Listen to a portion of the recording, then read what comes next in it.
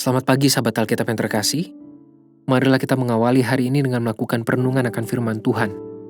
Bacaan Alkitab kita pada hari ini berasal dari kitab Yehezkiel pasalnya yang ke-36, ayatnya yang ke-8 sampai ayatnya yang ke-15. Maka kamu gunung-gunung Israel akan bertunas kembali dan akan memberi buah untuk umatku Israel, sebab mereka akan segera kembali. Hatiku akan baik kembali dan aku akan berpaling kepadamu, dan kamu akan dikerjakan dan ditaburi. Aku akan membuat manusia banyak di atasmu, yaitu segenap kaum Israel dalam keseluruhannya. Kota-kota akan didiami lagi dan runtuhan-runtuhan akan dibangun kembali. Aku akan membuat manusia dan binatang banyak di atasmu, dan mereka akan bertambah banyak dan beranak cucu, dan aku akan membuat kamu didiami kembali seperti keadaan semula, dan akan berbuat baik kepadamu lebih daripada keadaan dahulu. Dan kamu akan mengetahui bahwa akulah Tuhan. Aku akan membuat manusia lalu lalang di atasmu, yaitu umatku Israel. Mereka akan menduduki engkau dan engkau akan menjadi milik pusaka mereka, dan engkau tidak lagi terus memunahkan mereka. Beginilah firman Tuhan Allah. Oleh karena orang berkata tentangmu, engkau memakan orang dan engkau memunahkan bangsamu. Oleh karena itu engkau tidak akan makan orang lagi, dan tidak akan memunahkan bangsamu lagi.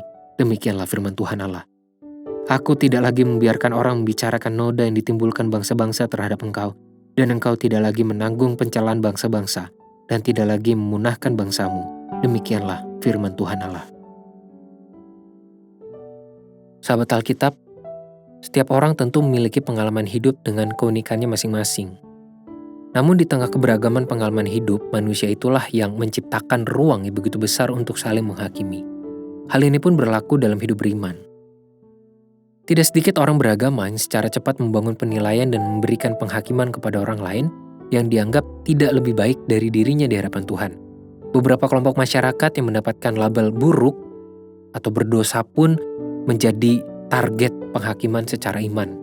Beberapa penghakiman biasanya berkonotasi seolah-olah hidup kelompok ini tidak akan lebih berpengharapan dibanding mereka yang tidak tergolong ke dalam kategori tersebut.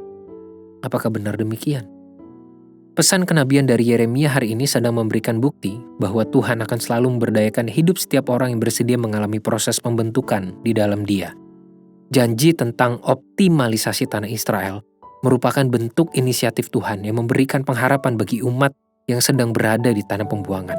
Tuhan tidak membiarkan hidup umatnya menjadi sia-sia. Mereka memang telah berdosa di hadapan Tuhan, namun itu bukanlah akhir dari segalanya. Apabila mereka bersedia bertobat dan kembali setia kepada Tuhan, maka Tuhan memberikan janji tentang pemberdayaan yang jauh lebih besar dari kesalahan mereka sebelumnya. Artinya, keberdosaan tidak akan mengalahkan kuasa kasih Tuhan yang mengampuni dan memberdayakan.